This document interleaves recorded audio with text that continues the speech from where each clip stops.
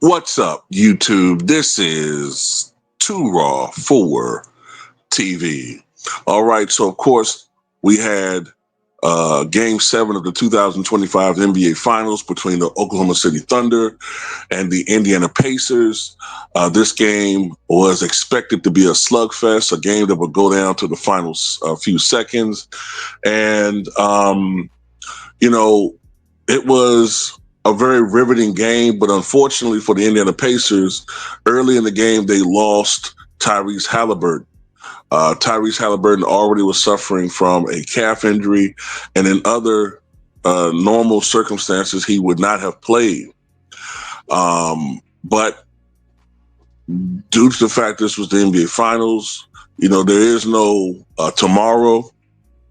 He played.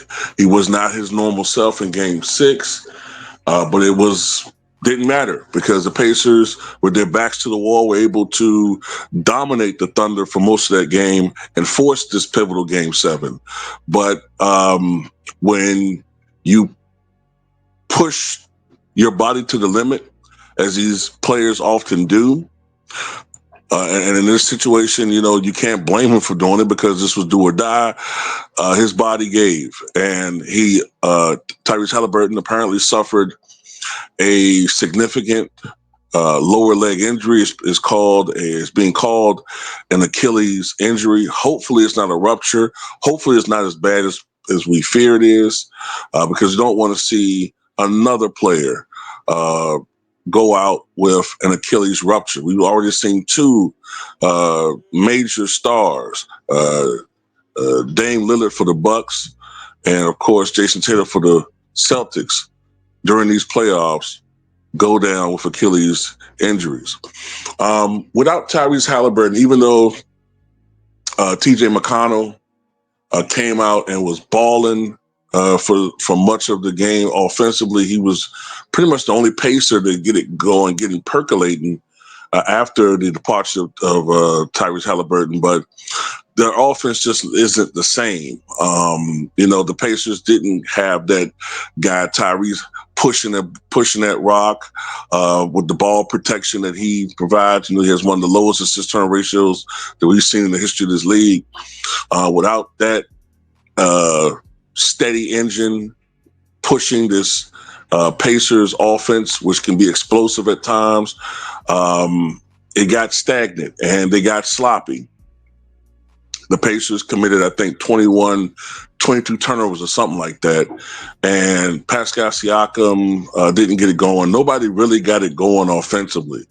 The only thing that kept this game from being an absolute blowout was OKC. Really did not play well, especially down the stretch. Jalen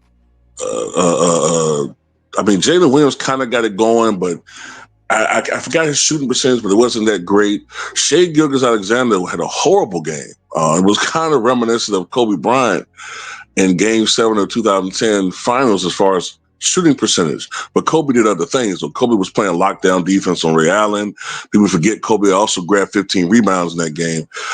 Shai honestly was tricking it, man. And he was taking a lot of stupid shots. And usually he's a player known for his efficiency, but whatever the case may be, I thought that the best player overall on both sides of the floor for the OKC Thunder in this particular game was Chet Holmgren. This guy really concentrated. This guy was a shot blocking phenom, especially in the second half of the game. He got some timely buckets. Isaiah Hartenstein also got some timely buckets for OKC. And OKC came away with I forgot the final score. Was it 103-94, 103-91, something like that? I don't even remember the final score. It was a comfortable margin, but I tend to think, though, if Tyrese Haliburton was healthy, even if he was just available to play, man, I just have a tendency to think that this game may have had a different outcome. And I'm not trying to say to take away from OKC, but I thought this Pacers team has been consistently throughout these playoffs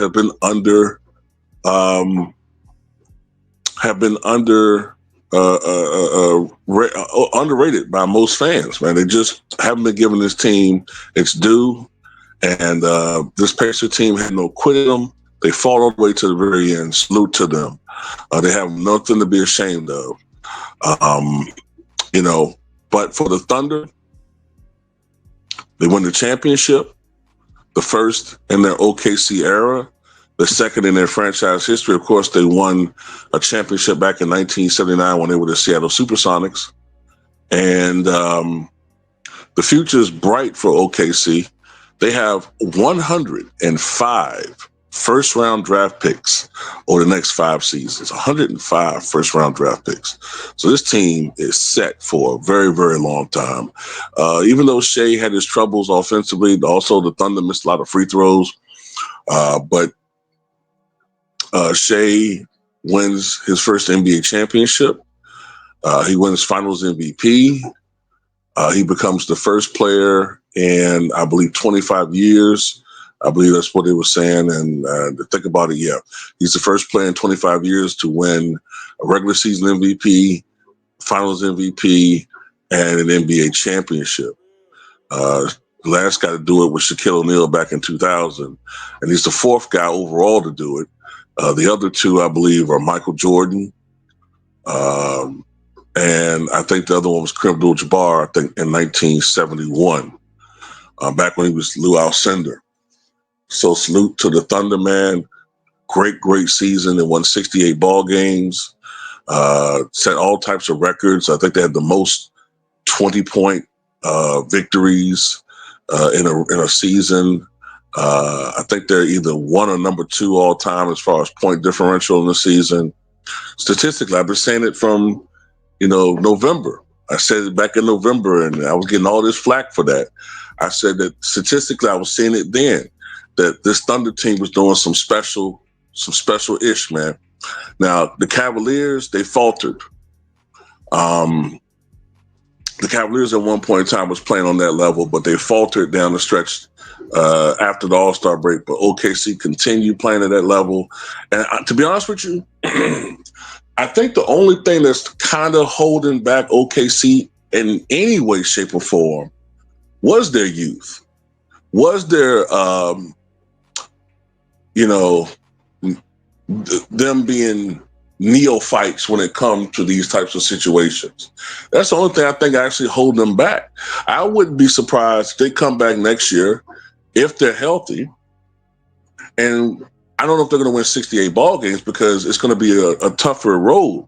Teams are going to come at them harder now that they're defending champions. So I don't know if they're going to catch everybody by surprise the way they did this year. It was just 3 years ago they won only 24 games, I believe it is. But now teams are going to come at them harder, and but they'll be grittier. And we got to see. We got to wait and see what they do. But they should be a force to be reckoned with for quite some time. So anyway, congratulations to the Oklahoma City Thunder. This has been a magnificent season. This was a tremendous playoffs. And tell me what you guys think.